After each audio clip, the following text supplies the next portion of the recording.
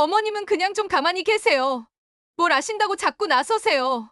사돈들 앞에서 터져나온 며느리의 차가운 목소리, 그리고 제 이마를 톡톡 찌르는 그 손끝이 온 방 안의 공기를 얼려버렸습니다.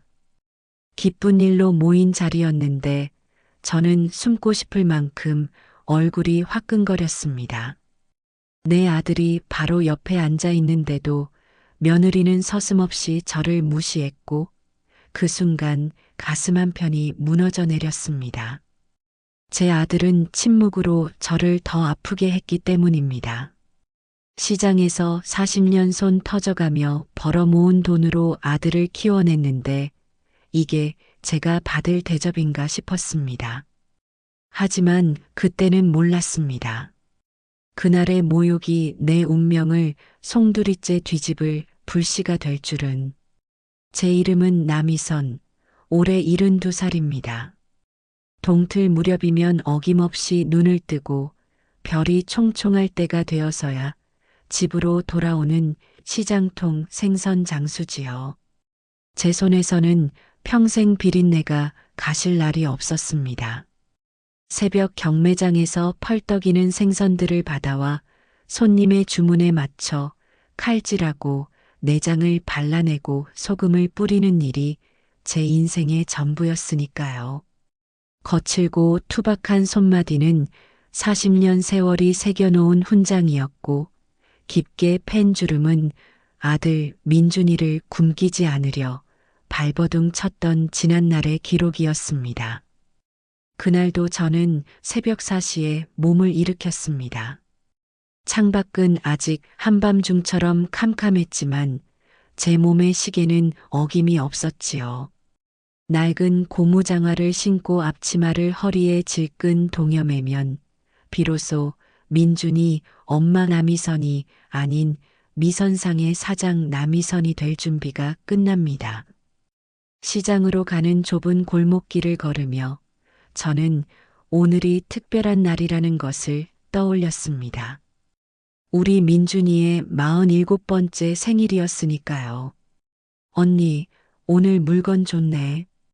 옆 가게 채소 장수 동생이 깍두기 한 사발을 건네며 인사를 합니다. 저 역시 어젯밤 미리 다듬어 놓은 갈치 한 토막을 척 내어주며 답하지요. 서로의 고단함을 아는 시장 사람들의 정은 팍팍한 제 삶에 몇 안 되는 위안이었습니다.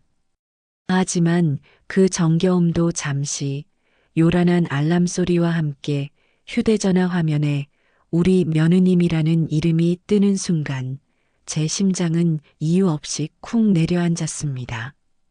아들 민준이와 결혼한 며느리 박서현, 번듯한 로펌 변호사인 서연이는 처음부터 저를 마음에 들어하지 않았습니다.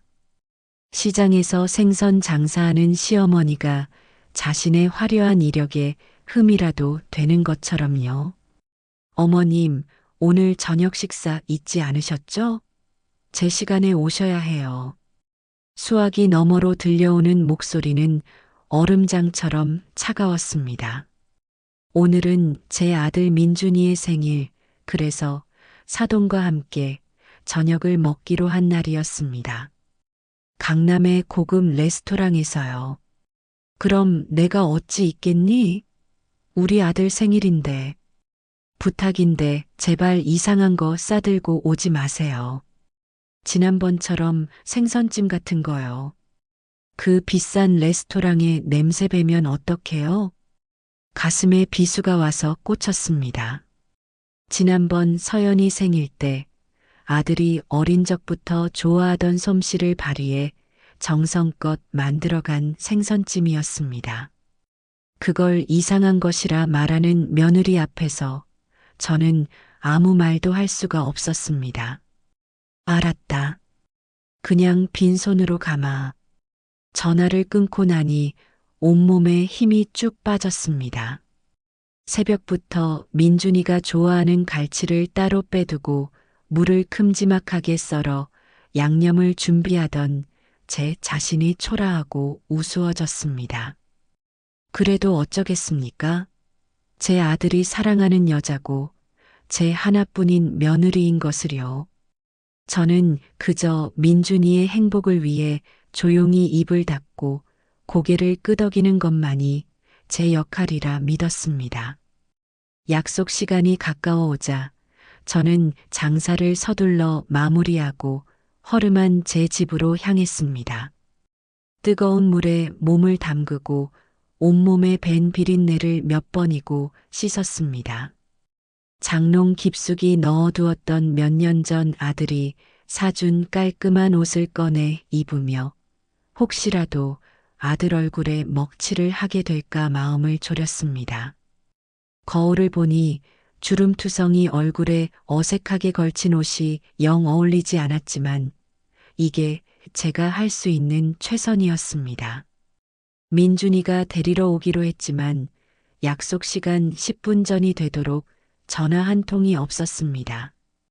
불안한 마음에 전화를 걸자 수화기 너머에서는 시끄러운 음악 소리와 함께 아내의 목소리를 막지 못하는 민준이의 난처한 목소리가 들려왔습니다. 엄마, 미안해요. 서연이가 백화점에서 볼 일이 길어져서요. 먼저 택시 타고 오시면 안 될까요? 택시비가 아까워서가 아니었습니다. 아들 차 한 번 타보지 못하고 홀로 식당으로 향해야 하는 제 신세가 처량해서였습니다. 하지만 저는 애써 밝은 목소리로 말했습니다. 괜찮다. 엄마 혼자 갈 수 있어. 너희도 얼른 와. 전화를 끊고 버스 정류장으로 향하는 발걸음이 천근만근 무거웠습니다. 버스 차창에 비친 제 모습은 영락없는 늙고 지친 시골 할머니였습니다. 저런 모습으로 번쩍이는 강남 한복판 레스토랑에 들어설 생각을 하니 벌써부터 주눅이 들었습니다. 식당에 도착하니 사돈 내외와 아들 부부가 이미 자리에 앉아 있었습니다. 저를 보자마자 사모님께서 과장된 웃음을 지으며 말했습니다. 어머, 사부인 늦으셨네요. 저희는 한참 기다렸어요. 그 말에 며느리 서연이가 기다렸다는 듯 끼어들었습니다. 그러게 말이에요. 어머니, 제가 제 시간에 오시라고 신신당부 드렸는데 아들 민준이는 제 눈치를 보며 안절부절 못할 뿐 아무런 변명도 해주지 않았습니다. 저는 그저 시장에서 일이 좀 늦어져서라며 말끝을 흐릴 수밖에 없었지요. 어색한 분위기 속에서 식사가 시작되었습니다. 값비싼 음식들은 입에 맞지 않았고 오가는 대화 속에서 저는 투명 인간이 된 기분이었습니다. 사돈 내외와 서연이는 자기들끼리 아는 변호사, 판사 이야기를 하며 웃음꽃을 피웠고 민준이는 간간히 맞장구를 칠 뿐이었습니다. 저는 그저 포크를 들었다 놨다 하며 시간이 빨리 지나가기만을 기도했습니다. 그렇게 저만 소외된 식사가 이어지던 중 문제가 터졌습니다. 사돈 어른이 민준이에게 요하는 사업은 어떠냐고 물었던 겁니다. 아, 네. 지금 새로 구상하는 아이템이 있는데 초기 자금이 좀 필요해서요. 민준이가 머리를 극적이며 말하자 서연이가 곧바로 제 쪽으로 고개를 돌리며 말했습니다. 어머님, 그래서 말인데요. 어머님 사시는 그 낡은 집 그만 파시는 게 어때요?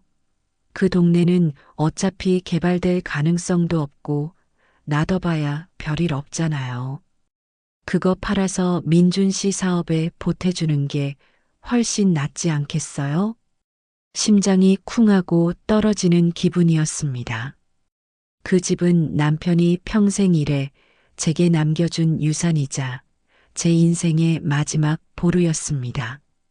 민준이를 다 키우고 시집장가 보내고 나면 그 집에서 조용히 생을 마감하는 것이 제 마지막 소원이었습니다. 그 집은 내 남편이 남겨준 유산이라 팔 생각 없다. 제가 간신히 입을 열자 서연이의 표정이 싸늘하게 굳었습니다. 어머님은 정말 답답하시네요. 죽은 사람이 남긴 집이 밥 먹여줘요? 산 사람이 살아야죠. 민준 씨가 저렇게 힘들어하는데 어머니라는 분이 어떻게 그런 이기적인 생각을 하세요? 야야, 말이 너무 심하잖니? 민준이가 조심스럽게 말했지만 그의 목소리에는 힘이 없었습니다. 심하다니요? 제가 틀린 말했어요? 평생 시장 바닥에서 장사만 하셨으니 세상 물정을 모르시는 것도 당연하죠. 서연이는 자리에서 벌떡 일어나 제 앞으로 성큼 다가왔습니다. 그리고는 제 앞에 서서 모두가 보는 앞에서 제 이마를 손가락으로 톡, 톡 2번 찔렀습니다. 어머님은 그냥 좀 가만히 계세요. 뭘 아신다고 자꾸 나서세요. 온몸의 피가 거꾸로 솟는 기분이었습니다. 세상이 무너지는 듯한 충격과 모멸감에 숨조차 쉴 수 없었습니다. 사돈 내외는 당황한 듯 헛기침을 했고 식당의 모든 사람들이 저희 테이블을 쳐다보는 것 같았습니다. 하지만 저를 가장 절망시킨 것은 제 아들 최민준의 침묵이었습니다. 아들은 그저 고개를 푹 숙인 채 자기 아내가 제 어미에게 하는 끔찍한 만행을 못 본 척하고 있었습니다.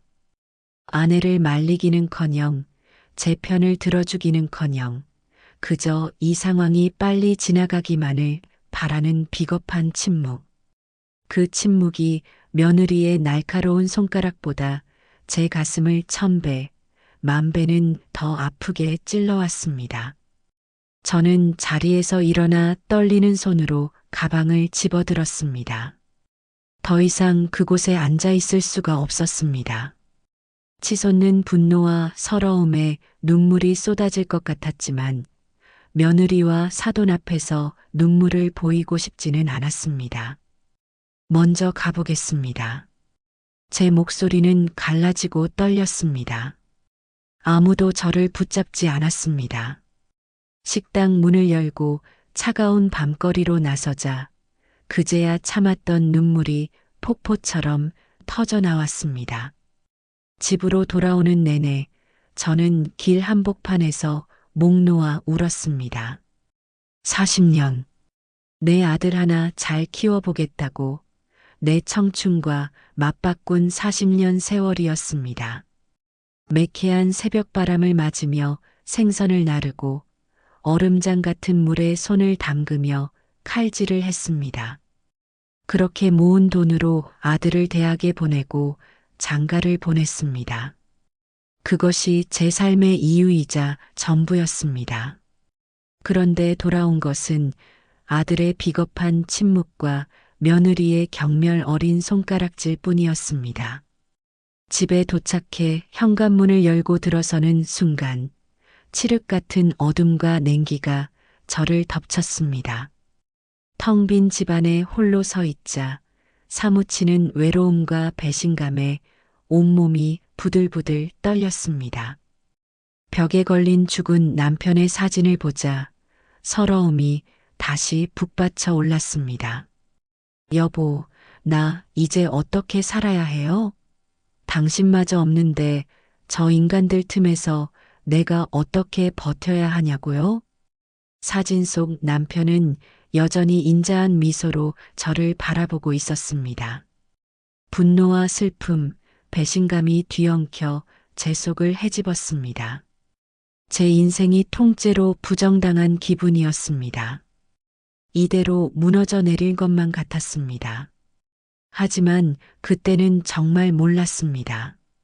그날 밤의 지독한 모욕과 뼈아픈 눈물이 제 남은 인생을 송두리째 뒤바꿔 놓을 거대한 폭풍의 시작이었음을 나약하고 희생만 하던 민준이 엄마 남이서는 그날 밤 죽었습니다.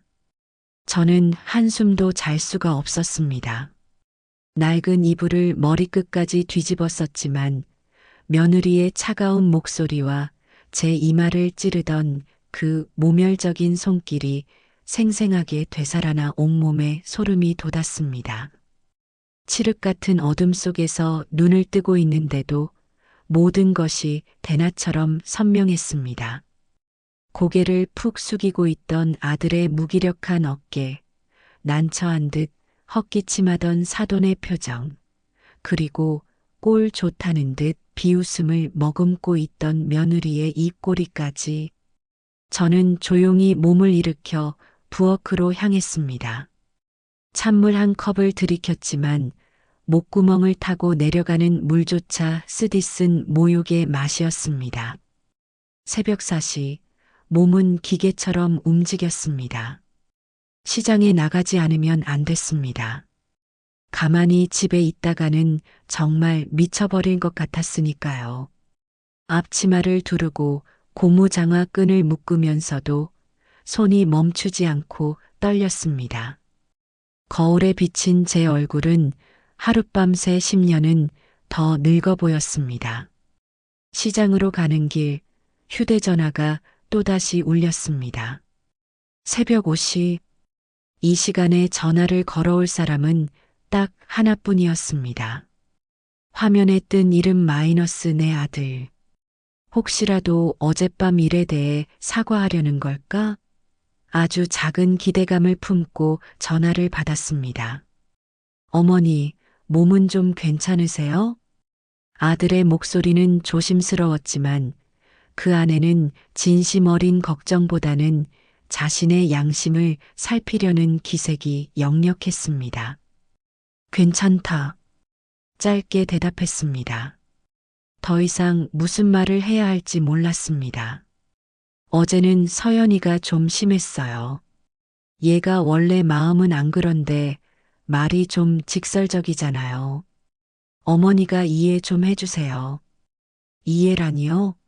제 가슴에 대못을 박아놓고 이해를 하라니요.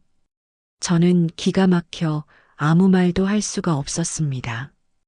제 침묵을 긍정으로 받아들인 건지 아들은 본론을 꺼내기 시작했습니다. 그래서 말인데요, 어머니. 어제 그 집 문제요. 서연이 말도 아주 틀린 건 아니에요. 어머니 혼자 계시기에 집도 너무 크고 저희가 작은 아파트라도 하나 얻어드릴 테니까요. 순간 머릿속에 무언가가 툭 하고 끊어지는 소리가 들렸습니다. 제 아들은 사과를 하려고 전화한 게 아니었습니다. 어제의 그 모욕적인 자리에서도 끝내지 못한 집 매매 이야기를 마저 하려고 전화를 한 것이었습니다. 됐다. 끊어라. 저는 제 목소리가 그렇게 차갑게 나갈 수 있다는 사실에 스스로도 놀랐습니다. 아들이 무언가 더 말하려 했지만 저는 망설임 없이 전화를 끊어버렸습니다. 온몸이 부들부들 떨렸습니다. 아들에 대한 마지막 기대와 희망이 산산조각 나는 순간이었습니다. 시장에 도착했지만 평소처럼 손놀림이 나오지 않았습니다. 생선을 진열하면서도 자꾸만 손이 미끄러졌고 손님과 흥정을 하면서도 머릿속은 온통 어젯밤의 그 장면뿐이었습니다. 언니, 얼굴이 왜 이렇게 반쪽이야? 어제 아들 생일이라고 곱게 차려입고 가더니 무슨 일 있었어? 옆 가게 채소 장수 동생이 걱정스러운 얼굴로 다가왔습니다. 순간 꾹꾹 눌러왔던 서러움이 다시 북받쳐 올랐습니다. 저는 아무 말 없이 고개만 저었고 생선 대가리를 내리쳤습니다. 탕, 탕, 탕. 도마 위에서 생선이 토막 나는 소리가 제 속이 갈기갈기 찢어지는 소리처럼 들렸습니다. 말하기 싫으면 하지 마. 근데 언니, 이것만은 알아둬. 자식이라는 게 다 품 안의 자식이야. 머리 크고 제 가정을 꾸리고 나면 그때부턴 남보다 못할 때도 있는 법이라고. 너무 속 썩지 마. 무심한 듯 던지는 그녀의 위로에 눈시울이 뜨거워졌습니다. 피 한 방울 섞이지 않은 남도 제 마음을 알아주는데 어째서 제 배 아파 낳은 자식은 제 속을 이리도 모를까요? 오후가 되자 휴대전화로 알림 메시지가 왔습니다.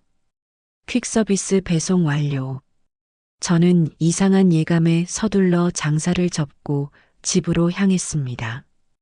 현관문 앞에는 네모난 서류 봉투 하나가 놓여 있었습니다.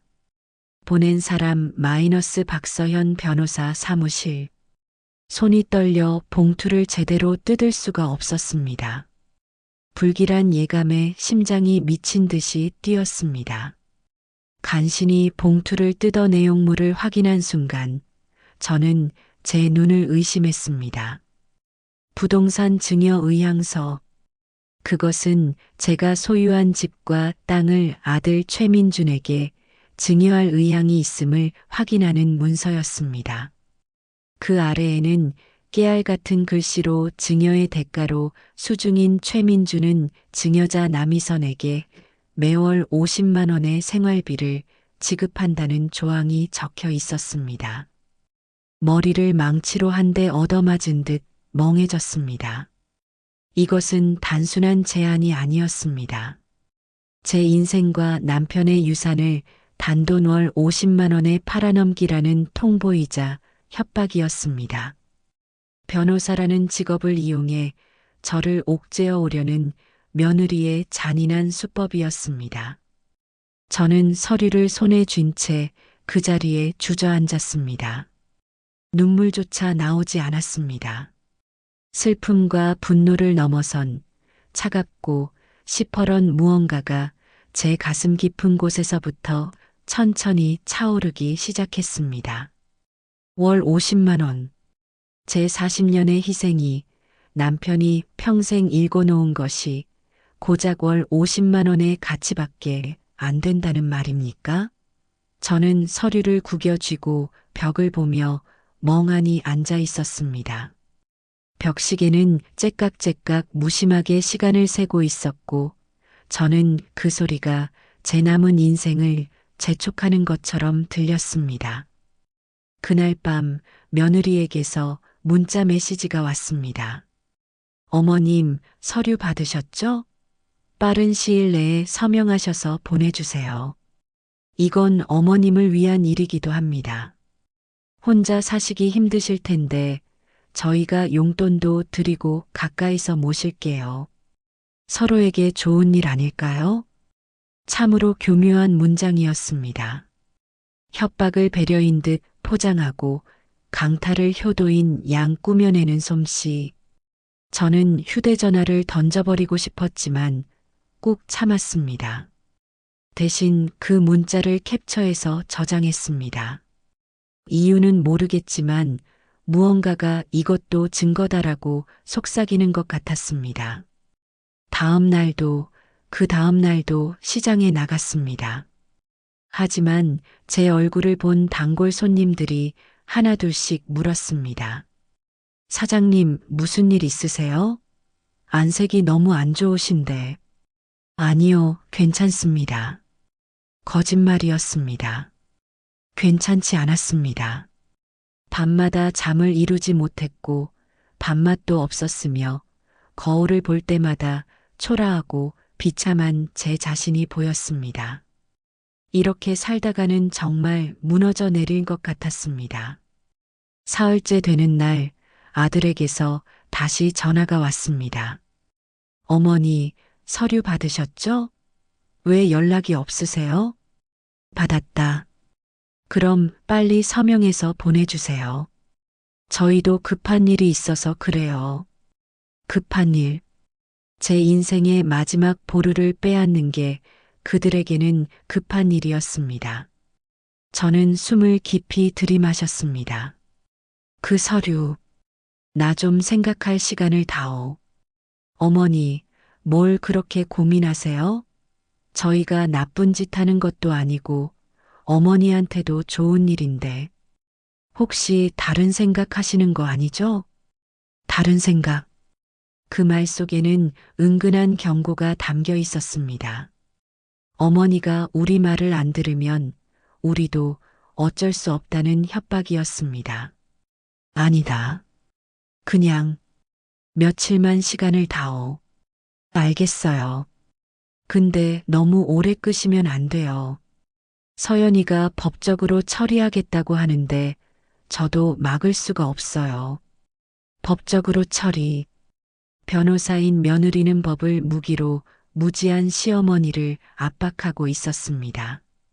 전화를 끊고 나니 온몸이 얼음장처럼 차가워졌습니다. 그날 저녁 저는 텅 빈 집에 혼자 앉아 창밖을 바라보았습니다. 낡은 골목, 녹슨 대문, 깨진 화분. 남편과 함께 살았던 이 집의 모든 것이 초라하고 보잘것없어 보였습니다. 며느리 말대로 이런 집이 무슨 가치가 있을까요? 개발될 가망도 없는 낡은 동네의 낡은 집. 하지만 저는 알고 있었습니다. 이 집이 제게는 단순한 건물이 아니라는 것을. 남편의 체온이 남아있고 아들의 웃음소리가 메아리 치고 제 40년의 눈물과 땀이 배어있는 곳이라는 것을. 월 50만 원에 팔아넘길 수 있는 게 아니었습니다. 그날 밤 저는 결심했습니다. 이대로 무너질 수는 없다고. 어떻게든 살아남아야 한다고. 하지만 어떻게? 변호사를 끼고 법을 무기로 덤비는 그들을 상대로 시장 바닥에서 평생 생선이나 팔던 제가 무엇을 할 수 있단 말입니까? 그때였습니다. 문득 안방 장롱 위에 놓인 낡은 나무 상자가 눈에 들어왔습니다. 남편이 세상을 떠나기 전 제 손을 꼭 잡고 말했던 그 상자. 미선아, 내가 없어도 기죽지 말고 살아. 당신은 이 집의 주인이니까. 저는 천천히 일어나 장롱으로 다가갔습니다. 먼지가 수북이 쌓인 상자를 조심스럽게 내려놓고 뚜껑을 열었습니다. 그 안에는 남편과 저의 빛바랜 흑백 사진 한 장과 아들 민준이의 첫돌 사진, 그리고 낡은 등기권리증이 들어 있었습니다. 등기권리증을 꺼내 펼쳐보았습니다. 제 이름 석자가 또렷하게 적혀 있었습니다. 소유자 마이너스 남이선. 이 집의 주인은 제 아들도 며느리도 아닌 바로 저였습니다. 그 순간 왜인지 모를 힘이 솟아났습니다. 아직 저는 완전히 무너지지 않았습니다. 아직 제 손에 쥐고 있는 것이 있었습니다. 비록 낡고 초라해 보여도 이것은 남편이 제게 남겨준 마지막 선물이었고 제가 지켜야 할 마지막 존엄이었습니다. 저는 등기권리증을 가슴에 꼭 안았습니다. 그리고 조용히 다짐했습니다. 절대 쉽게 넘겨주지 않겠다고. 월 50만 원에 제 인생을 팔아넘기지 않겠다고. 하지만 싸움은 이제 막 시작이었고 더 큰 폭풍이 몰려오고 있었습니다. 며칠이 흘렀지만 아들 부부의 압박은 더욱 거세졌습니다. 하루가 멀다 하고 걸려오는 전화, 끊임없이 도착하는 문자 메시지. 어머니, 언제까지 생각하실 거예요? 서연이가 법적 조치 들어간다는데 제가 막을 수가 없어요. 그냥 도장만 찍어주시면 끝나는 일인데 왜 이렇게 고집을 부리세요? 저는 그 모든 메시지를 읽었지만 답장하지 않았습니다. 대신 하나하나 캡처해서 저장했습니다. 왜 그래야 하는지는 몰랐지만 본능이 그렇게 하라고 속삭였습니다. 어느 날 밤 저는 더 이상 견딜 수가 없었습니다. 텅 빈 집에 혼자 앉아 있으니 사방의 벽이 저를 짓누르는 것 같았습니다. 며느리의 차가운 목소리가 귓가에 맴돌고 월 50만 원이라는 숫자가 눈앞에 아른거렸습니다. 정말 이대로 무너져야 하는 걸까요? 평생을 바쳐 일군 것들을 남편이 남겨준 마지막 것까지 빼앗겨야 하는 걸까요? 저는 비틀거리며 안방으로 향했습니다. 그리고 장롱 깊숙한 곳, 남편의 낡은 금고 앞으로 다가갔습니다. 먼지가 뽀얗게 쌓인 금고. 오래전 남편이 제게 했던 말이 귀가에 맴돌았습니다. 미선아, 이 금고는 절대 열어보지 마. 하지만 만약에 언젠가 내가 더 이상 기댈 곳 없이 서러운 날이 오거든, 그때 딱 한 번만 열어봐. 내가 당신을 위해 남겨둔 마지막 선물이야. 그때까지는 그저 남편의 농담인 줄로만 알았습니다. 하지만 지금 저는 제 인생에서 가장 서럽고 기댈 곳 없는 밤을 맞이하고 있었습니다. 더 이상 물러설 곳도 참아줄 이유도 없었습니다. 저는 떨리는 손으로 남편의 생일이자 우리의 결혼 기념일이었던 숫자를 천천히 돌리기 시작했습니다. 0.8, 2.3, 철컥 하고 금고 문이 열리는 소리가 칠흑 같은 제 인생의 작은 균열을 내는 소리처럼 들렸습니다. 손끝에 차갑고 묵직한 무언가가 닿았습니다. 겹겹이 한지로 싼 꾸러미와 비단 보자기에 곱게 쌓인 또 다른 무언가였습니다. 저는 숨을 죽인 채 먼저 한지로 싼 꾸러미를 풀어보았습니다. 그 안에는 누렇게 변색된 이 집의 등기권리증과 제 이름 석자가 선명하게 찍힌 인감도장이 들어 있었습니다. 그 아래 제 심장을 먹게 만든 서류 한 장이 더 있었습니다. 토지개발사업 동의서 마이너스 10여 년 전 날짜가 찍힌 그 서류에는 제 남편의 서명과 함께 이 지역 일대를 상업지구로 개발하는 사업에 동의한다는 내용이 적혀 있었습니다. 머릿속이 하얘졌습니다. 며느리가 개발될 가능성도 없는 낡은 동네라고 비웃었던 이곳이 사실은 이미 오래전부터 거대한 계획의 중심에 있었던 것입니다. 하지만 저를 진짜로 얼어붙게 만든 것은 그 옆에 놓인 보자기였습니다. 떨리는 손으로 보자기를 풀자 그 안에서 나온 것은 남편의 글씨체로 빼곡하게 채워진 낡은 편지지 여러 장이었습니다. 남편이 세상을 떠나기 몇 달 전부터 써내려간 저에게 보내는 마지막 유서였습니다. 사랑하는 내 아내 미선에게 이 편지를 당신이 읽게 될 때쯤이면 나는 아마 당신 곁에 없겠지. 먼저 가는 이 못난 놈을 용서하시오. 평생 고생만 시키고 변변한 옷 한 벌 못 해준 것이 마음에 걸려 이리 펜을 들었소. 첫 문장을 읽는 순간 참았던 눈물이 폭포처럼 쏟아졌습니다. 남편의 다정하고 미안함 가득한 목소리가 귀가에 들리는 듯 했습니다. 저는 흐르는 눈물을 소매로 훔치며 다음 장을 넘겼습니다.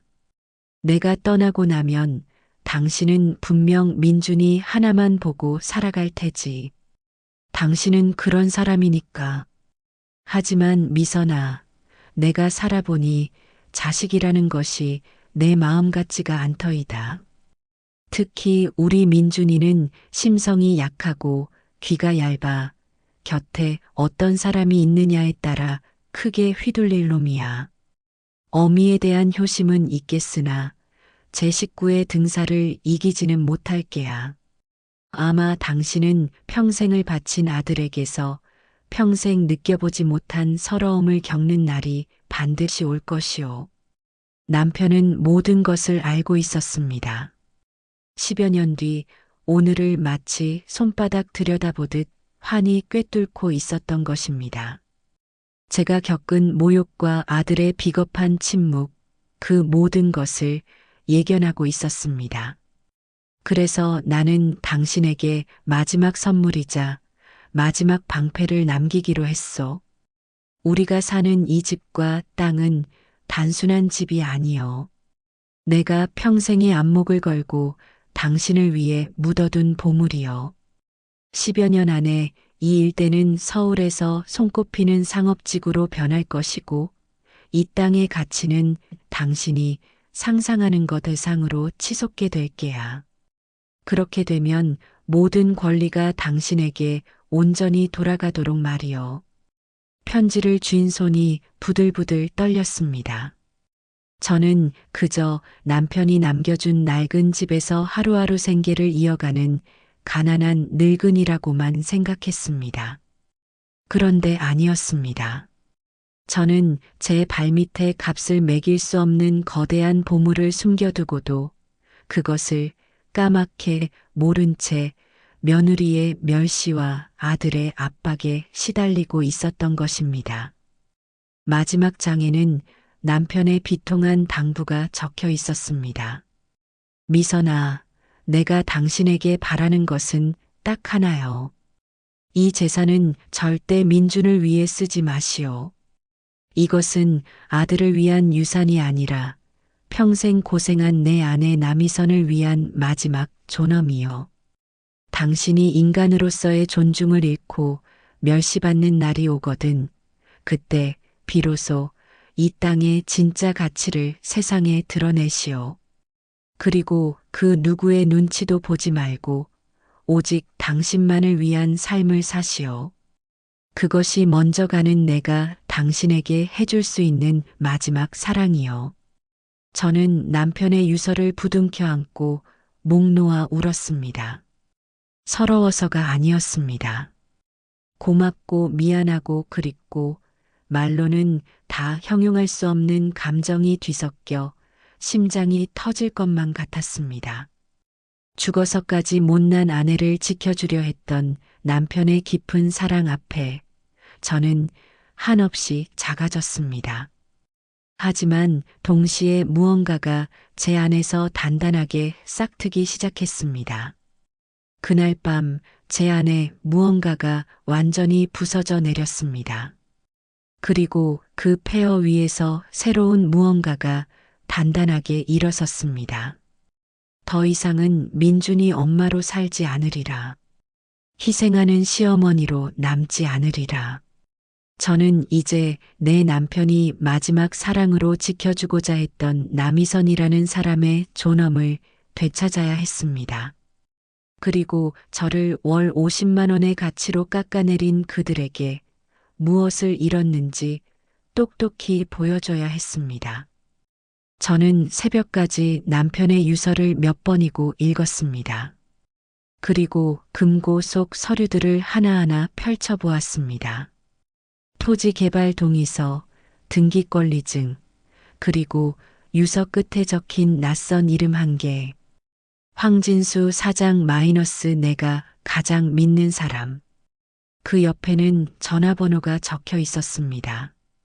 저는 휴대전화를 집어들고 그 번호를 뚫어지게 바라보았습니다. 남편이 제게 남겨준 마지막 생명줄. 지금 이 번호로 전화를 걸면 제 인생이 완전히 달라질 것입니다. 하지만 준비가 되지 않았습니다. 아직 마음을 완전히 정리하지 못했습니다. 저는 휴대전화를 내려놓고 창밖을 바라보았습니다. 동이 트고 있었습니다. 새로운 하루가 시작되고 있었습니다. 바로 그때 휴대전화가 날카롭게 울렸습니다. 며느리 박서현이었습니다. 전화를 받자마자 어제와는 비교도 할 수 없는 짜증 섞인 목소리가 제 고막을 찔렀습니다. 어머님, 아직도 연락이 없으시면 어떡해요? 제가 보낸 서류 못 보셨어요? 봤다. 제 차갑고 짧은 대답에 며느리는 잠시 당황한 듯 했습니다. 하지만 이내 본색을 드러냈습니다. 보셨으면 빨리 도장 찍어서 보내셨어야죠. 자꾸 이렇게 시간 끄시면 저희도 어쩔 수 없이 법대로 진행하는 수밖에 없어요. 어머님 상대로 증여 이행 청구 소송 같은 거 하고 싶지 않게 만들어주세요. 협박이었습니다. 변호사라는 직업을 무기 삼아 법을 모르는 늙은 시어머니를 겁박하고 있었습니다. 예전에 저였다면 소송이라는 말 한마디에 겁을 먹고 하라는 대로 했을지도 모릅니다. 하지만 저는 더 이상 어제의 남이선이 아니었습니다. 저는 수화기 너머의 며느리를 향해 제 인생 처음으로 조용히 그리고 차갑게 웃었습니다. 그래, 어디 한번 해보거라. 나도 궁금하구나. 내가 말하는 법이라는 게 대체 뭔지. 네, 지금 뭐라고 하셨어요, 어머님? 당황한 며느리의 목소리를 뒤로 한 채 저는 미련 없이 전화를 끊었습니다. 그리고 잠시의 망설임도 없이 남편의 유서에 적힌 황진수 사장의 번호를 눌렀습니다. 뚜루루, 뚜루루. 신호음이 몇 번 울리고 수화기 너머에서 중후한 남성의 목소리가 들려왔습니다. 여보세요? 저는 창밖의 어둠을 바라보며 제 인생을 뒤바꿀 첫마디를 내뱉었습니다. 황진수 사장님 되십니까? 저는 고인이 된 최 사장의 아내 남이선이라고 합니다. 수화기 너머의 침묵은 길지 않았습니다. 그리고 곧 저는 알게 되었습니다. 남편이 제게 남겨준 것은 단순한 재산이 아니라 복수를 위한 완벽한 무기였다는 것을. 전쟁은 이제 막 시작되었고 이번에는 제가 공격하는 쪽이었습니다. 수화기 너머의 침묵은 길지 않았습니다. 제가 최 사장의 아내라고 밝히자 황진수 사장이라는 남자는 잠시 숨을 고르는 듯 했습니다. 그리고는 믿을 수 없다는 듯 반가움과 놀라움이 뒤섞인 목소리로 제게 되물었습니다. 최 사장님 사모님이십니까? 정말 남이선 사모님이 맞으십니까? 네, 제가 남이선입니다. 아이고, 사모님. 제가 얼마나 기다렸는지 모릅니다. 형님이 돌아가시기 전에 제게 신신당부를 하고 가셨습니다.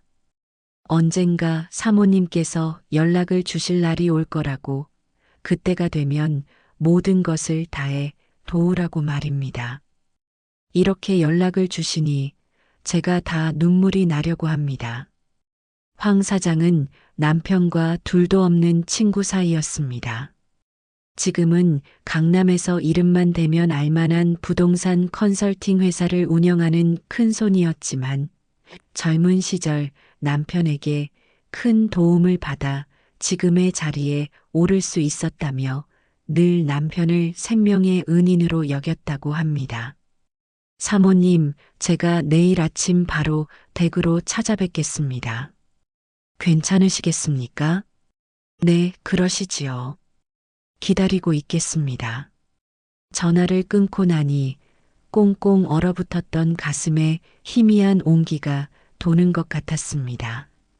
남편은 죽어서까지 이렇게 저를 위해 길을 열어주고 있었습니다.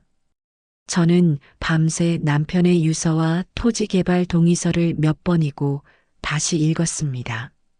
한 글자 한 글자 제 가슴에 칼날처럼 새겼습니다. 이제 더 이상 울지 않았습니다. 눈물은 지난 밤으로 충분했습니다. 이제부터는 울음 대신 차가운 이성으로 싸워야 할 때였습니다. 다음 날 아침 약속한 시간에 맞춰 고급스러운 검은색 승용차 한 대가 저희 집 골목으로 들어섰습니다.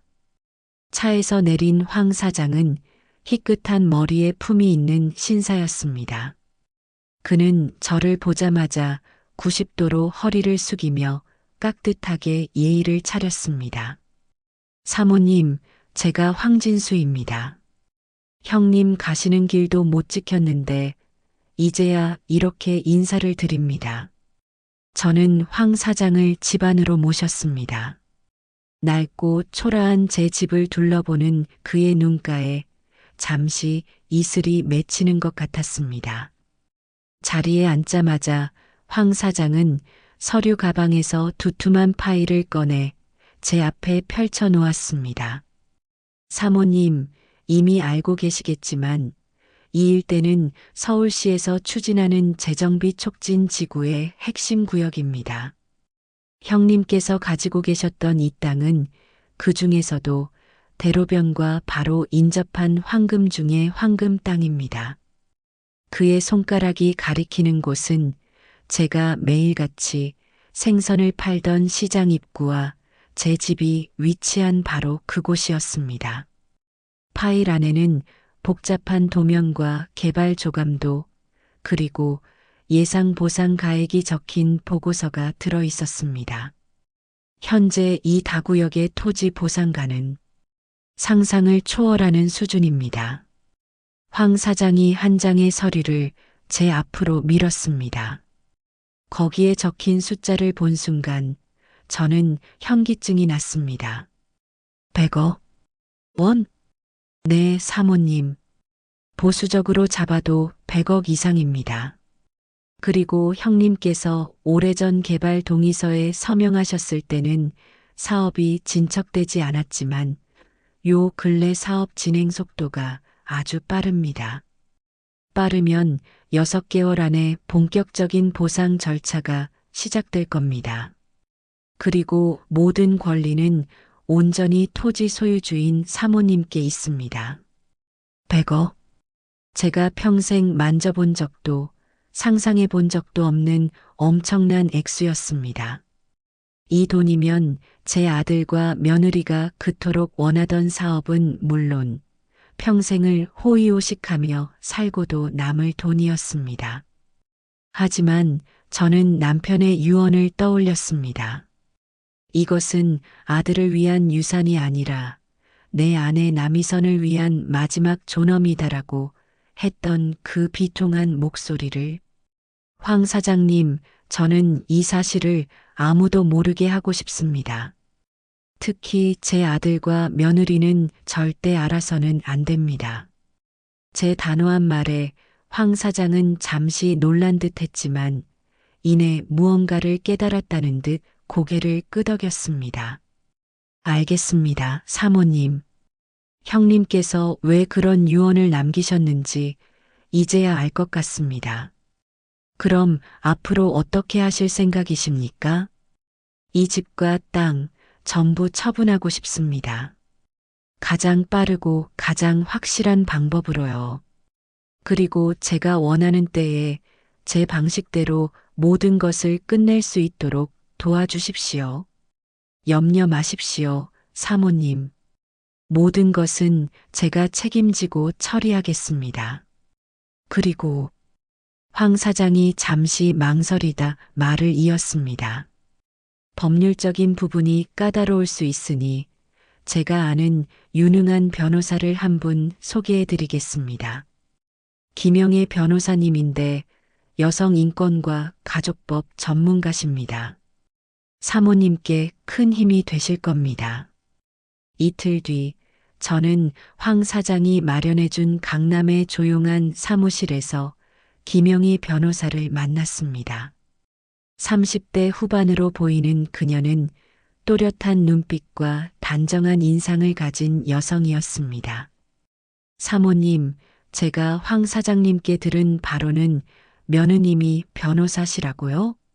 네, 로펌에서 일합니다. 그럼 더 조심해야겠네요. 변호사들은 법을 이용하는 방법을 잘 알거든요. 하지만 걱정 마세요. 저도 그 방법을 누구보다 잘 압니다. 김 변호사는 제가 가져온 며느리의 증여 의향서와 문자 메시지, 통화 녹음 파일들을 하나하나 꼼꼼히 검토했습니다. 이건 완전한 협박이네요. 변호사 직권을 남용한 사기 미수죄가 충분히 성립합니다. 게다가 월 50만 원이라는 터무니없는 조건으로 100억대 재산을 넘기라고 했다는 것 자체가 증거입니다. 정말 법적으로 문제가 되는 겁니까? 물론입니다. 사모님, 이분은 변호사 윤리를 심각하게 위반했어요. 변호사 협회에 징계 청구를 할 수 있습니다. 자칫하면 변호사 자격까지 잃을 수 있어요. 김 변호사의 말에 가슴 한편이 철렁 내려앉으면서도 묘한 쾌감이 밀려왔습니다. 그토록 법을 무기로 저를 협박하던 며느리가 오히려 그 법에 의해 심판받을 수 있다니. 지금부터 제가 말씀드리는 대로만 따라오세요. 사모님께서는 겉으로는 아무것도 모르는 척 며느님의 요구에 끌려다니는 것처럼 행동하시면 됩니다. 그동안 저희가 모든 증거를 완벽하게 쌓아 놓을게요. 증거요? 네. 며느님이 사모님을 협박하고 압박하는 모든 순간을 기록으로 남기는 겁니다. 통화 녹음, 문자 메시지, 그리고 증인까지. 그렇게 해서 결정적인 순간에 한 번에 모든 걸 드러내는 거죠. 그날부터 저는 이중 생활을 시작했습니다. 겉으로는 여전히 시장에 나가 생선을 팔고 아들 부부의 전화를 받으며 우유부단하게 시간을 끄는 나약한 시어머니. 하지만 뒤로는 황 사장, 김 변호사와 함께 치밀하게 모든 것을 준비하는 전략가. 며느리에게서 전화가 올 때마다 저는 녹음 버튼을 눌렀습니다. 어머님, 또 생각 중이세요? 도대체 언제까지 기다려야 해요? 미안하다, 아가. 그런데 인감증명서라는 게 뭐냐? 그걸 어떻게 떼는 거니? 아, 답답하시네. 그냥 동사무소 가서 신분증 보여주고 떼면 돼요. 그것도 못하세요? 모든 대화가 녹음되었고 며느리의 짜증과 협박, 무시하는 말투가 고스란히 기록되었습니다. 한편 황 사장은 비밀리에 제 땅을 매각하기 위한 절차를 진행했습니다. 익명의 투자법인을 설립하고 조합 측과 협상을 시작했습니다. 모든 것이 물밑에서 조용히 그러나 확실하게 진행되었습니다. 사모님 매각이 완료되면 금액은 비밀 신탁 계좌로 입금됩니다. 그 계좌의 존재는 사모님과 저, 그리고 김 변호사님만 아실 겁니다. 어느 날 저녁 아들 부부가 다시 집으로 찾아왔습니다. 이번에는 고급 홍삼 선물 세트를 들고 왔더군요. 어머니, 기력 없으실까봐 좋은 거 좀 사왔어요.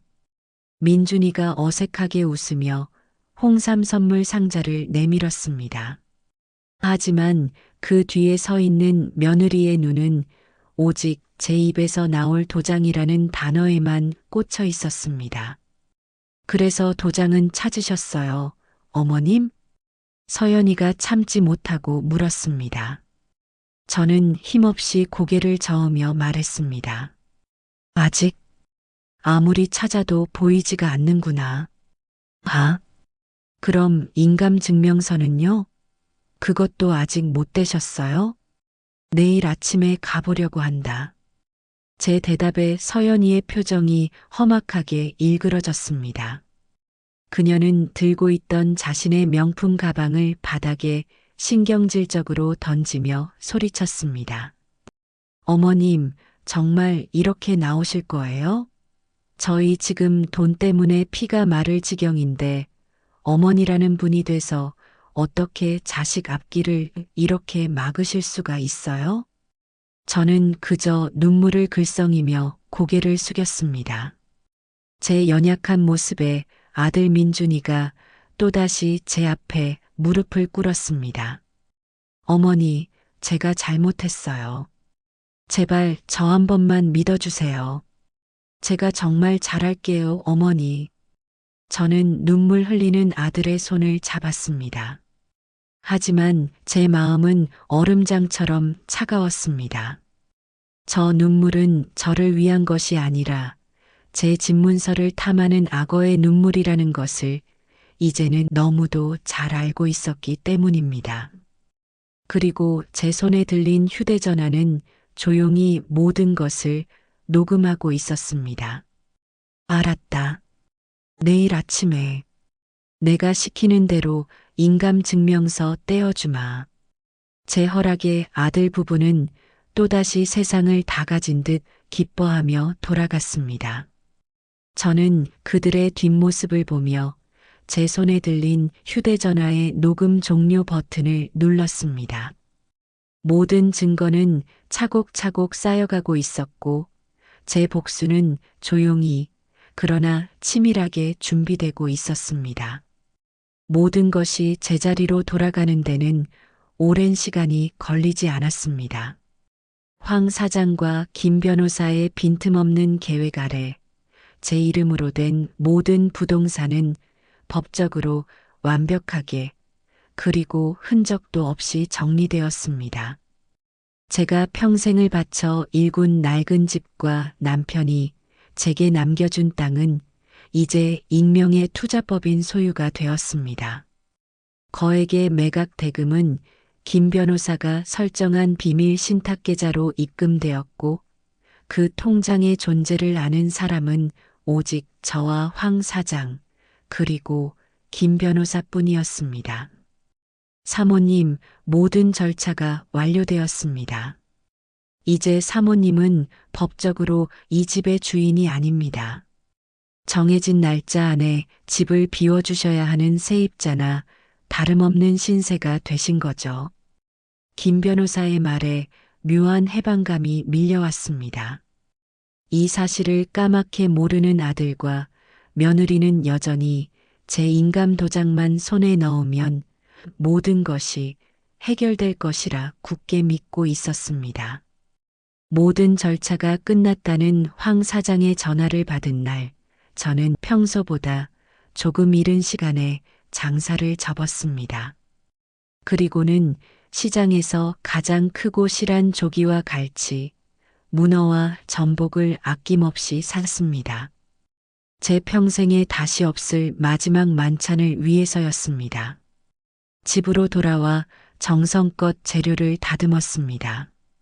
아들이 어릴 적 뼈를 발라주지 않으면 생선을 먹지 않았던 기억이 떠올라 조기에 장가시를 하나하나 정성껏 발라냈습니다. 며느리가 비린내가 난다고 타박했던 탕에는 값비싼 전복과 문어를 듬뿍 넣어 시원한 맛을 냈습니다. 남편이 살아있을 때 좋아했던 얼큰 갈치조림도 냄비 가득 끓였습니다. 부엌 가득 맛있는 냄새가 퍼져나갔지만 제 마음은 이상할 정도로 고요했습니다. 마치 태풍이 오기 전 바다처럼 모든 감정이 가라앉고 오직 비장함만이 남아 있었습니다. 이것은 아들과 며느리를 위한 밥상이 아니었습니다. 고단했던 과거와 민준이 엄마로 살았던 남이선에게 고별하는 마지막 작별의 의식이었습니다. 저녁 무렵 아들에게 전화를 걸었습니다. 민준아, 오늘 저녁에 서연이랑 같이 집으로 오너라. 너희에게 할 말이 있다. 제 목소리는 더없이 평온했습니다. 아들은 제가 드디어 마음을 정했다고 생각했는지 한껏 들뜬 목소리로 알겠다고 대답했습니다. 얼마 지나지 않아 아들 부부가 도착했습니다. 진수성찬으로 차려진 저녁상을 본 두 사람의 얼굴에 놀라움과 의심이 동시에 스쳐 지나갔습니다. 어머님, 이게 다 뭐예요? 갑자기 무슨 날도 아닌데. 서연이가 경계심 가득한 눈으로 저를 쳐다보았습니다. 저는 희미하게 웃으며 말했습니다. 나이긴 그냥 너희들 맛있는 밥 한번 해주고 싶어서 그랬다. 어서 앉아라. 저는 두 사람을 식탁에 앉히고 밥그릇 가득 흰쌀밥을 퍼주었습니다. 그리고는 아들의 그릇 위에 가장 큰 조기 살점을, 며느리의 그릇 위에는 가장 큰 전복을 올려주었습니다. 많이 먹어라. 특히 너 서연아, 내가 좋아하는 비싼 걸로만 준비했다.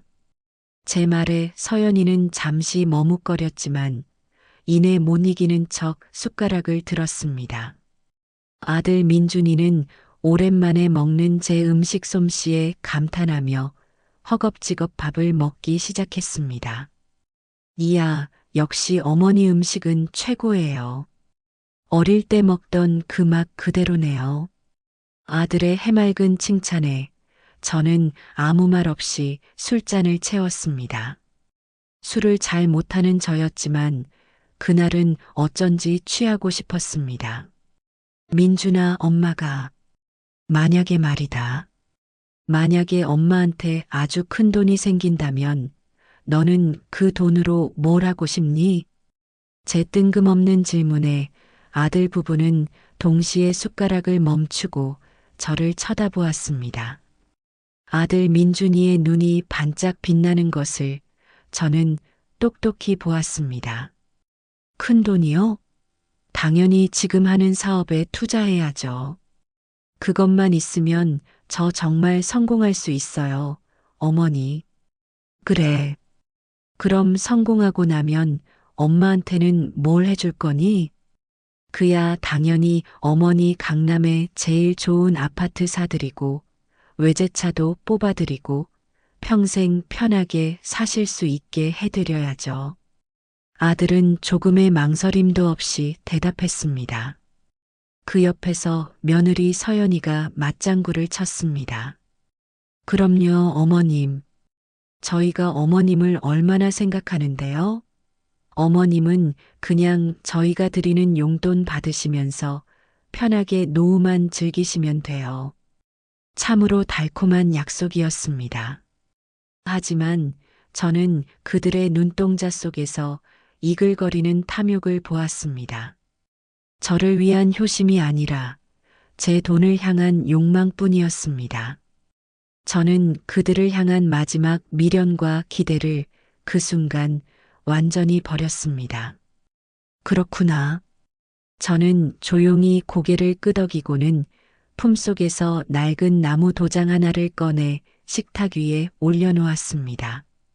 인감 도장이 아닌 시장에서 막 도장으로 파는 가짜 도장이었습니다. 이거 엄마 도장이다. 내가 평생을 간직해온 건데 이제 너희에게 주마. 도장을 본 아들 부부의 얼굴이 환하게 밝아졌습니다. 그토록 원하던 것을 마침내 손에 넣었다는 기쁨에 두 사람은 제게 고맙다는 인사도 잊은 채 도장을 낚아채듯 가져갔습니다. 감사합니다, 어머니. 정말 감사해요.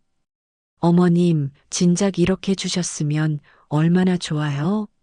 앞으로 저희가 정말 잘할게요. 두 사람은 제게 몇 번이나 허리를 숙여 인사를 하고는 마치 도망치듯 서둘러 집을 나섰습니다. 저는 그들의 뒷모습이 완전히 사라질 때까지 텅 빈 식탁에 홀로 앉아 있었습니다. 식어버린 음식들과 제 손에 남은 차가운 술잔. 그것이 제 40년 헌신의 결과였습니다. 그들이 떠나고 난 뒤 저는 조용히 자리에서 일어났습니다. 그리고는 미리 싸두었던 작은 짐 가방 하나를 챙겨 들었습니다. 이 집에서 제가 가져갈 것은 아무것도 없었습니다. 남편과의 추억이 담긴 낡은 사진 몇 장과 제 몸에 걸친 옷 한 벌이 전부였습니다. 현관문을 열고 밖으로 나섰습니다. 밤 기운이 차가웠습니다. 저는 마지막으로 제가 평생을 살아온 이 집을 돌아보았습니다.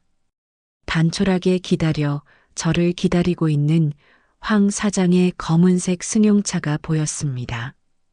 저는 더 이상 뒤돌아보지 않았습니다. 나약했던 과거의 나를, 비겁했던 아들을, 탐욕스러웠던 며느리를, 그리고 지독했던 이 가난을 모두 그 낡은 집 안에 남겨두고 떠나는 길이었습니다. 차에 오르자 황 사장이 걱정스러운 얼굴로 제게 물었습니다. 사모님, 괜찮으시겠습니까? 괜찮습니다. 제 목소리는 스스로도 놀랄 만큼 담담했습니다. 이제 모든 것이 끝났으니까요. 차가 부드럽게 움직이기 시작했습니다. 저는 차창 밖으로 빠르게 멀어져 가는 익숙한 골목길을 바라보며 조용히 눈을 감았습니다. 폭풍은 이제 막 시작되었고 저는 그 폭풍의 가장 고요한 눈 속에 앉아 있었습니다. 내일 아침이 되면 제 아들과 며느리는 천국과 지옥을 오가는 아찔한 경험을 하게 될 것입니다. 그리고 저는 이제 완전히 새로운 사람으로 다시 태어날 것입니다. 다음 날 아침 제 아들과 며느리는 세상에서 가장 행복한 사람들이었을 겁니다. 그들은 제 가짜 도장을 들고 곧장 며느리의 법률사무소로 달려가 제가 작성해 준 것처럼 꾸민 부동산 증여 계약서를 만들었을 테지요. 그리고는 그 서류를 들고 은행으로 달려가 제 집을 담보로 거액의 사업자금을 대출받으려 했을 겁니다. 제 모든 것을 손에 넣었다는 착각에 빠져 장밋빛 미래를 꿈꾸고 있었을 겁니다. 하지만 그들의 천국은 그리 오래가지 못했을 겁니다. 고객님, 이 부동산은 이미 한 달 전에 매각 처리가 완료되어 소유권 이전 등기까지 끝난 상태입니다. 현재 소유주는 남이선 님이 아니라 주식회사 세안으로 되어 있는데요. 은행 창구 직원은 어리둥절한 표정으로 그들에게 말했겠지요. 그 순간 아들 부부의 표정이 어땠을지 눈에 선합니다. 천국에서 지옥으로 곤두박질 치는 기분이었겠지요. 뭐라고요? 그게 무슨 말씀이세요? 며느리 서연이가 떨리는 목소리로 되물었을 겁니다. 직원은 컴퓨터 화면을 돌려 보여주며 차분하게 설명했을 것입니다. 여기 보시면 소유권 이전 등기 날짜가 나와 있습니다. 한 달 전이죠. 그리고 이 부동산의 예상 보상가액은 직원이 다른 서류를 꺼내 보여주었을 겁니다. 현재 재개발 구역 내 핵심 상업용지로 분류되어 있어서 보상가액이 약 100억 원 이상으로 추정됩니다. 100억 원? 아들 민준이가 입을 벌린 채 그 자리에 얼어붙었을 겁니다. 며느리는 그 자리에서 다리가 풀려 의자에 주저앉았을 테고요. 자신들이 월 50만 원에 빼앗으려 한 것이 실제로는 100억이었다는 충격. 믿을 수 없는 현실에 그들은 곧장 등기소로 달려가 부동산 등기부등본을 떼어보았을 겁니다. 그리고는 자신들의 눈을 몇 번이고 비볐을 겁니다. 등본에는 제 이름 대신 낯선 법인의 이름이 선명하게 찍혀 있었을 테니까요. 이게 말이 돼? 어머니가 우릴 속인 거야? 100억? 100억을 우리가. 아마 그들은 미친 듯이 제게 전화를 걸었을 겁니다. 하지만 제 휴대전화는 이미 전원이 꺼진 상태였습니다. 황 사장이 마련해준 펜트하우스에서 저는 창밖을 내다보며 조용히 커피를 마시고 있었습니다. 분노와 배신감에 이성을 잃은 아들 부부가 마지막으로 향한 곳은 제가 평생을 살았던 그 낡은 집이었을 겁니다. 대문을 부서져라 두드리며 제 이름을 불렀겠지요. 어머니, 당장 나오세요. 이게 무슨 짓이에요? 하지만 그들을 맞이한 것은 제가 아닌 김 변호사가 보낸 법무법인의 직원들이었습니다. 최민준 씨, 박서현 씨 맞으시죠? 저희는 법무법인 정의의 직원들입니다. 정장을 빼입은 남자들은 아들 부부의 앞을 막아서며 차가운 목소리로 말했습니다.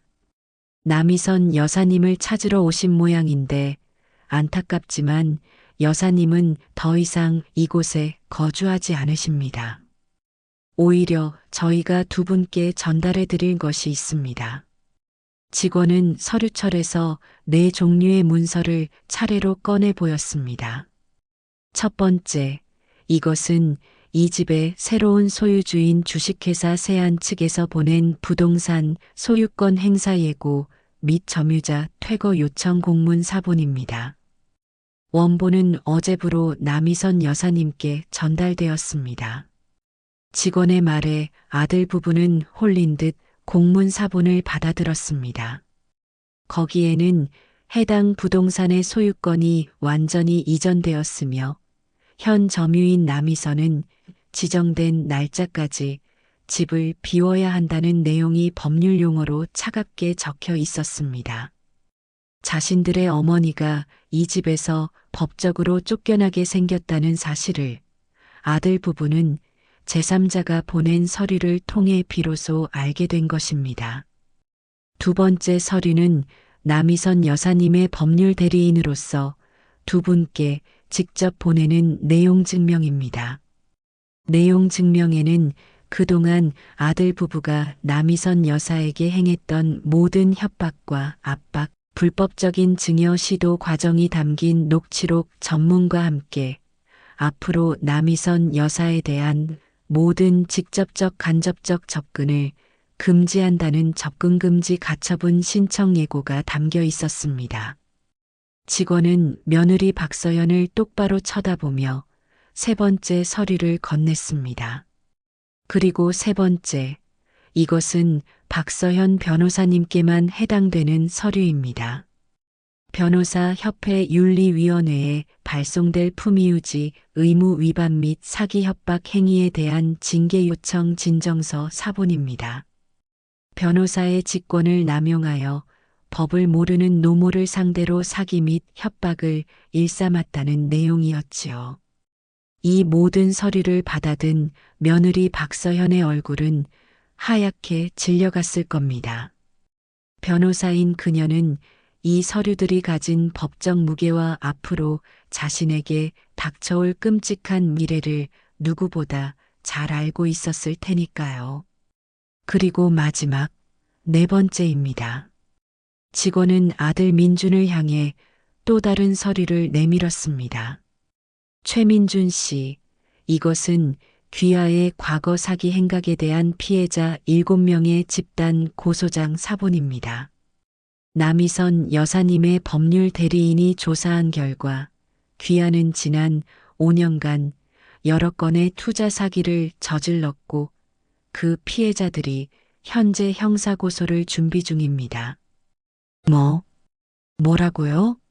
그건 민준이가 헛소리를 중얼거렸지만 이미 늦었습니다. 모든 것이 드러난 것입니다. 그들이 이성을 잃고 발악하기 시작한 것은 바로 그때부터였을 겁니다. 나와, 남이선, 당장 나와서 이게 무슨 짓인지 설명해. 어머니, 어떻게 저희한테 이러실 수가 있어요? 어머니, 아들 부부는 미친 사람들처럼 소리를 지르며 동네를 떠나가라 난동을 부렸습니다.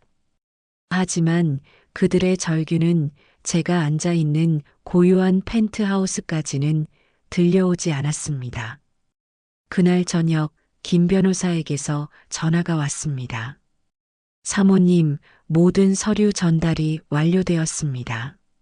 아드님 내외가 집 앞에서 한참 난동을 부리다가 경찰에 신고당할 뻔했습니다. 구경꾼들도 많이 모였고요. 그렇군요.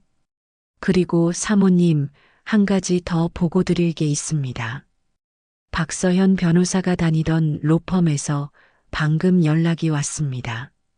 저희가 보낸 징계 진정서 사본을 보고 로펌 측에서 먼저 그녀를 해고했다고 합니다. 벌써요? 네. 로펌 입장에서는 이런 윤리 문제가 터지면 회사 평판에 치명타니까요. 박서현 변호사는 오늘부로 무직이 되었습니다. 저는 창밖의 야경을 바라보며 조용히 고개를 끄덕였습니다. 시작에 불과했습니다. 진짜 폭풍은 이제부터였으니까요. 소란을 듣고 동네 사람들이 몰려든 골목.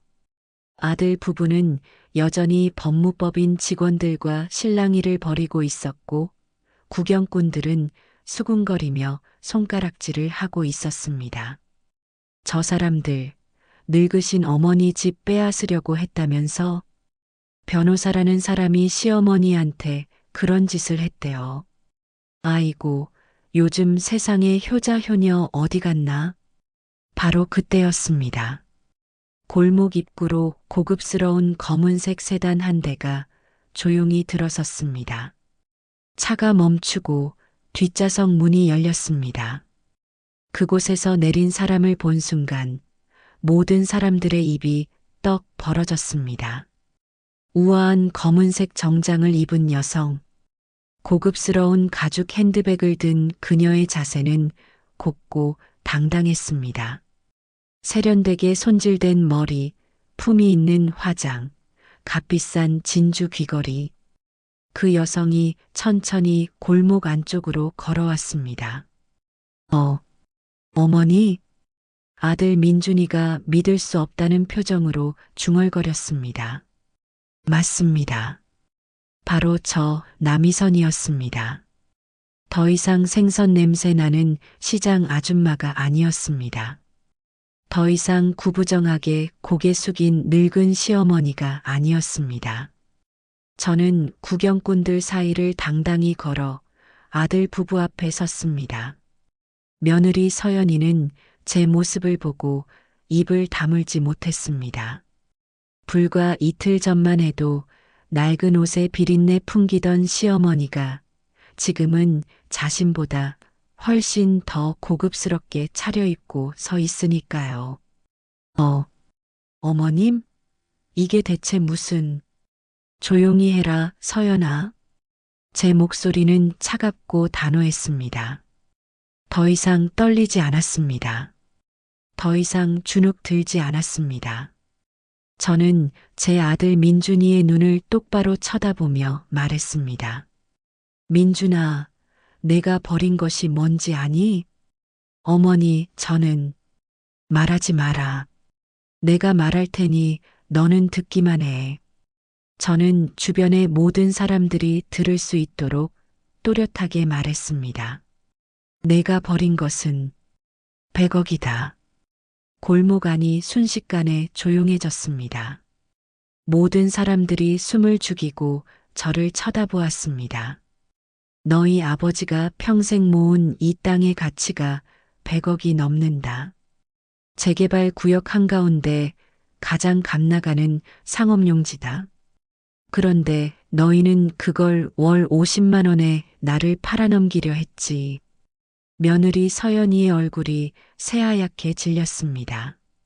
주변 사람들은 놀라움에 웅성거리기 시작했습니다. 100억? 진짜? 월 50만 원에? 세상에. 저는 계속해서 말했습니다. 너희가 집 팔라고 도장 내놓으라고 조를 때마다 나는 이미 황 사장과 변호사와 함께 모든 것을 정리하고 있었다. 너희가 나를 무시하고 모욕할 때 나는 녹음을 하고 증거를 모으고 있었어. 너희가 사돈 앞에서 내 이마를 찌를 때 제 목소리가 잠시 떨렸지만 저는 금방 다시 가다듬었습니다. 그때 이미 너희는 모든 것을 잃었다. 아들 민준이가 갑자기 제 앞에 무릎을 꿇었습니다. 어머니, 제발, 저 잘못했어요. 다시 기회를. 제발 어머니. 저는 무릎 꿇은 아들을 내려다보았습니다. 그 모습을 보니 가슴 한편이 미어지는 것 같았습니다. 하지만 저는 남편의 유서를 떠올렸습니다. 이것은 아들을 위한 유산이 아니라 당신의 마지막 존엄이다. 민준아, 기회는 이미 다 줬다. 내가 사돈 앞에서 침묵할 때, 내 아내가 내 이마를 찌를 때, 그때마다 기회를 줬어. 하지만 너는 단 한 번도 내 어미 편에 서지 않았다. 며느리 서연이가 발악하듯 소리쳤습니다. 그럼 그 돈은 어디 있어요? 결국 저희 거 아니에요? 어머님도 결국은 저희한테 물려주실 거잖아요. 저는 그런 며느리를 향해 차갑게 웃으며 대답했습니다. 너희 거? 단 한 푼도 너희에게 가지 않는다. 절반은 장학재단과 노인복지재단으로 갔고 나머지 절반은 내가 남은 인생 실컷 쓸 것이다. 뭐라고요? 너 박서연. 내가 그토록 무시하던 시장 바닥 출신 시어머니가 이제는 너보다 훨씬 많은 돈을 가진 사람이 되었다. 그리고 너는? 저는 그녀를 천천히 훑어보았습니다. 변호사 자격도 잃고 로펌에서도 쫓겨났지. 그리고 곧 변호사 협회로부터 징계를 받을 거야. 영구 제명까지 갈 수도 있어. 내가 그토록 자랑스럽게 여기던 변호사 타이틀, 이제 영영 사라지는 거다. 서연이는 말문이 막힌 듯 입만 벙긋거렸습니다. 저는 다시 아들을 향했습니다. 그리고 너 민준아, 내 과거 사기 행각들이 전부 드러났다. 7명의 피해자가 너를 고소했어. 곧 경찰 조사를 받게 될 거고 자칫하면 실형을 살 수도 있다. 어머니, 제발. 내가 평생 무시하고 당연하게 여겼던 내 어미가 이제는 너희를 법으로 심판하는 사람이 되었다. 아이러니하지 않니? 주변 사람들은 숨죽여 이 장면을 지켜보고 있었습니다. 어떤 이는 고개를 끄덕이며 제 편을 들었고 어떤 이는 아들 부부를 손가락질했습니다. 저렇게까지 해야 했나? 한 늙은 할머니가 중얼거렸습니다. 저는 그쪽을 돌아보며 말했습니다. 네, 해야 했습니다. 40년을 참고 희생했지만 제가 받은 건 모욕과 멸시뿐이었으니까요. 이제 더 이상은 참지 않기로 했습니다. 저는 다시 아들을 향해 마지막 말을 했습니다. 민준아, 너희 아버지가 나한테 남긴 마지막 말이 뭔지 아니? 이것은 아들을 위한 유산이 아니라 평생 고생한 내 아내의 마지막 존엄이다. 그러니 너희 몫은 이제 없다. 어머니.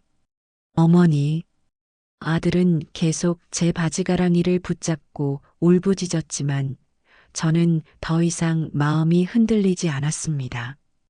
저는 조용히 그의 손을 떼어냈습니다. 이제 그만 놔라. 너는 이제 너 혼자 힘으로 살아가는 법을 배워야 한다. 내가 40년간 그랬던 것처럼. 저는 더 이상 그들을 쳐다보지 않고 황 사장이 기다리는 차로 향했습니다. 뒤편에서 며느리의 울부짖는 소리가 들렸습니다. 말도 안 돼. 말도 안 된다고. 100억이. 하지만 저는 뒤돌아보지 않았습니다. 차에 올라 문을 닫는 순간 밖의 모든 소음이 차단되었습니다. 고요하고 평온한 차 안. 저는 조용히 눈을 감았습니다. 사모님, 정말 괜찮으십니까? 황 사장이 조심스럽게 물었습니다. 괜찮습니다. 이제 정말로 모든 게 끝났으니까요. 차가 천천히 움직이기 시작했습니다. 백미러에 비친 아들 부부는 바닥에 주저앉아 오열하고 있었습니다. 그 주변으로 구경꾼들이 수군거리며 손가락질을 하고 있었습니다. 40년. 제 어깨를 짓눌렀던 그 지긋지긋한 세월의 무게가 그 순간 먼지처럼 가볍게 흩어지는 것 같았습니다. 이제 정말로 모든 것이 끝났습니다. 6개월 후 세상은 빠르게 변했습니다. 하지만 어떤 사람들에게는 지옥 같은 6개월이었고 어떤 사람에게는 새로운 삶의 시작이었습니다. 며느리 박서연은 변호사 협회로부터 영구제명 처분을 받았습니다. 노모를 상대로 한 사기 미수, 직권 남용, 협박 등의 혐의. 한때 잘 나가던 로펌 변호사였던 그녀는 이제 어떤 법률사무소에서도 받아주지 않았습니다. 저는 시장 사람들을 통해 간간히 소식을 들었습니다. 서연이가 이제는 편의점 야간 아르바이트로 생계를 잇는다고 했습니다.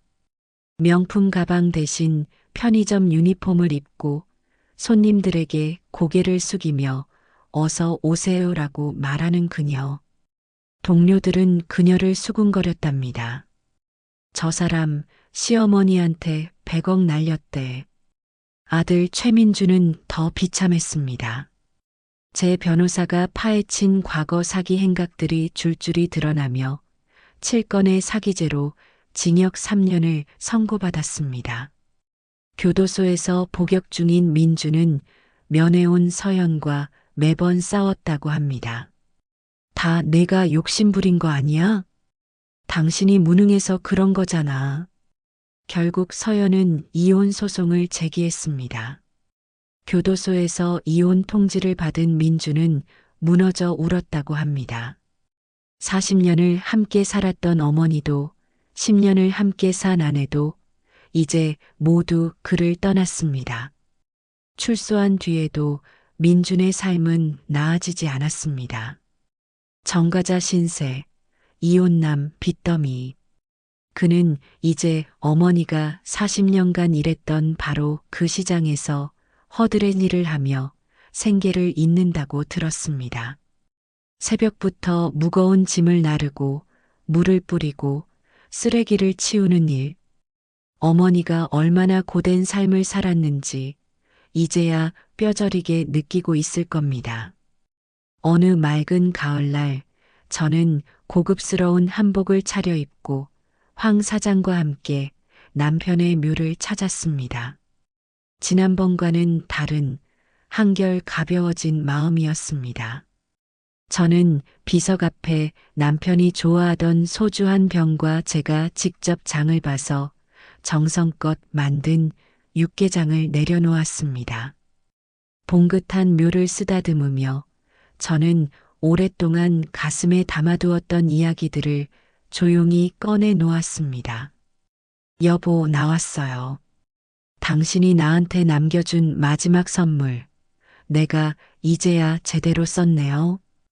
당신이 하늘에서 보고 있었다면 이 못난 아내가 잘했다고 칭찬해 줬을까요? 선선한 가을바람이 불어와 제 옷깃을 스치고 지나갔습니다. 마치 남편이 제 곁에서 잘했다. 정말 잘했다. 내 아내라고 등을 토닥여주는 것만 같았습니다. 민준이는 이제 제가 신경 쓰지 않으려고요. 저 녀석도 이제 다 큰 성인이니 제 인생은 제가 책임져야지요. 부모가 언제까지나 자식의 뒤를 봐줄 수는 없는 거니까요.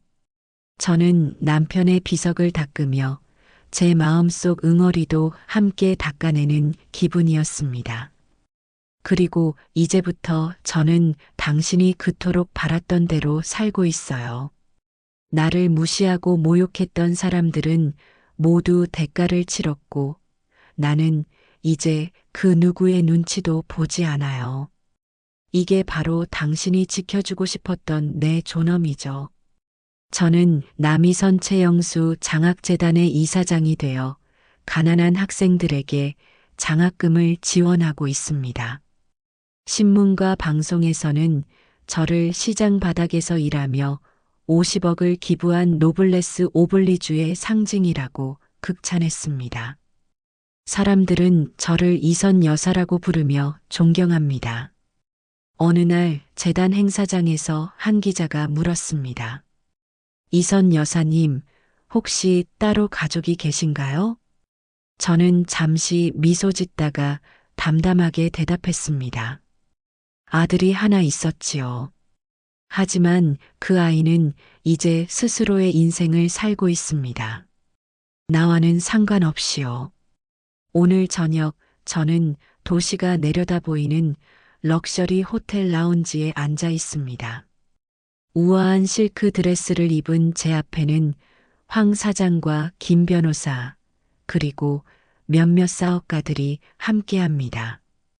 우리는 저의 새로운 투자 계획을 논의하고 있습니다. 창밖으로 보이는 도시의 야경. 저 어딘가에서 아들과 며느리는 여전히 고통받고 있겠지요.